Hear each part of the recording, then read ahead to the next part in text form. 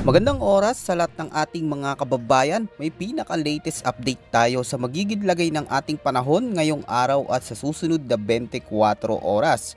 Patuloy nating minomonitor ang severe tropical storm Gorio na may international name na Podul na ngayon ay inaasahang mas lalakas pa habang kumikilos ito pa kanluran. Alamin natin ang bagong update sa pagbabago ng direksyon at lakas nito. So ngayong araw, ang sentro ng Severe Tropical Storm Gorio na may international name na Podul ay namataan sa layong 1,075 kilometers ng silangan ng extreme northern Luzon. Taglay nito ang malalakas na hangin na abot sa 110 kilometers kada oras malapit sa sentro at may pagbugso hanggang 135 kilometers per hour. Kumikilos ito pakanluran sa bilis na 20 kilometers kada oras. Ang malalakas na hangin mula sa bagyo ay umaabot hanggang 300 km mula sa gitna nito. Narito naman ang inaasahang weather condition ngayong araw. Sa Batanes at Babuyan Islands maging sa Ilocos Region, Zambales, Bataan, Cavite, Batangas, Occidental Mindoro, Palawan at sa may Metro Manila, asahan ang bagyang maulap hanggang maulap na kalangitan na may mga pulupulong pag-ulan o pagkidlat at pagkulog dulot ng habagat o southwest monsoon. Posibleng magkaroon ng biglaang pagbaha o pagguho ng lupa lalo na kapag may malalakas na thunderstorms. Samantala sa natitirang bahagi ng bansa, bagyang maulap hanggang maulap pa rin ang kalangitan na may mga pulupulong pag-ulan, pagkidlat at pagkulog dulot naman ng localized thunderstorms.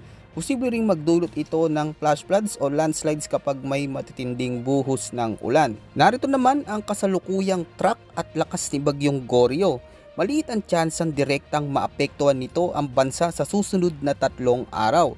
Ngunit kung lilihis ito ng direksyon patimog, posible nang magtaas ng Tropical Cyclone Wind Signal number 1 ang pag-asa sa extreme northern Luzon. Inaasahang kikilos ang bagyo pakanluran sa loob ng susunod na 24 oras.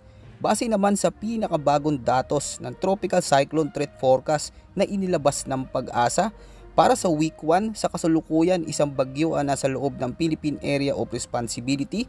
Si Bagyong Gorio o may international name na Podul ay inaasahang lalakas pa habang kumikilos pakanluran at papalapit sa timog silangan ng China.